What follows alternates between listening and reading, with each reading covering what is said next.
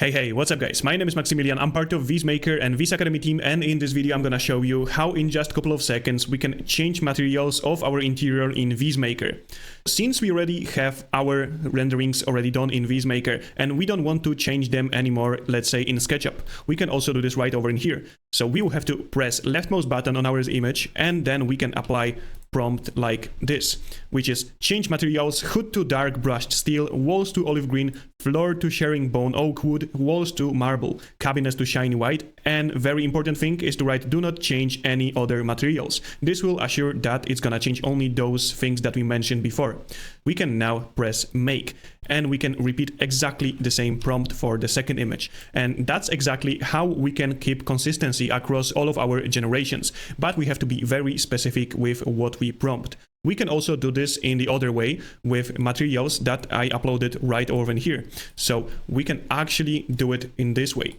We'll press left mouse button on this image, we can move it a little bit right over in here, and we can apply those materials right over there to nodes. And then we will have to also specify our prompt, which in this case will be like this, which kinda more or less describes what materials we want to use and where. And then we'll just press make.